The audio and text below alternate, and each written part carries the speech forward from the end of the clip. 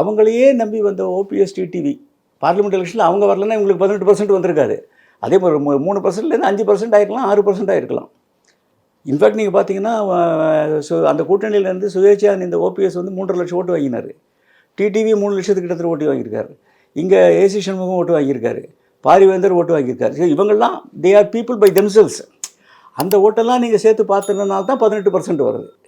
So ஆனால் அவங்கள நம்பி வந்தவங்க இவங்க நம்மளை கைவிட மாட்டாங்க அப்படிங்கிற ஒரு அஷூரன்ஸில் வர்றவங்க இபிஎஸோட அதிமுகவோட கூட்டணின்னு வந்த பிறகு அவங்களெல்லாம் நடுத்தரில் நிற்க வச்சுட்டாங்க. அப்போது பிஜேபியை பொறுத்தவரையில் நான் ஏற்கனவே சொன்ன மாதிரி அவங்களுடைய இலக்கு 2029 தான் மெயினாக. பாஜகவுடைய நேச்சரே இப்படி தானே சார், பயன்படுத்திக்கிறது தேவையான நேரத்தில் அப்புறம் தூக்கி எறிஞ்சிருதானே. ஏன்னா அவங்களுக்கு தன்னுடைய செல்ஃப் இன்ட்ரெஸ்ட் தான். ஸோ அதில் என்ன ஆகுதுன்னா இப்போது எலெக்ஷனுக்கு 6 மாதம் தான் இருக்குது. அப்போ எல்லாருக்குமே தெரியும் அவங்க எல்லாருமே என்ன நினச்சிருந்தாங்க, கிட்ட வரைச்சி சரி பண்ணுவாங்க. ஓபிஎஸும் அந்த மனநிலையில் தான் இருந்திருப்பார். எப்படியும் பிஜேபி வந்து சரி ஒன்றா எல்லாரும் ஒன்றா நினச்சோன்னு நினச்சிருப்பார். அது நடக்கலை.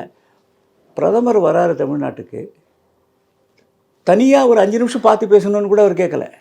ஏர்போர்ட்டில் ரிசீவ் பண்ணுறது, ஏர்போர்ட்டில் ஒரு 15-20 பேர் லைனில் நிற்க போகிறாங்க.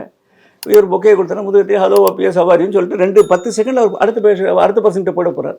அதுக்கு கூட பர்மிஷன் கொடுக்கல பிரதமர். அப்போ அந்தளவுக்கு வந்து தமிழ்நாட்டில் ஓபிஎஸ்ஸையோ டிடிவியோ பார்த்துட்டா இபிஎஸ் வந்து அதிருப்தி ஆகிடுவார். இன்றைக்கி இபிஎஸ் அதிருப்திப்படுத்தக்கூடாது, அதிமுக கூட்டணி எப்படியாவது அப்படியே கொண்டு போயிடணும்னு நினைக்கிறாங்க.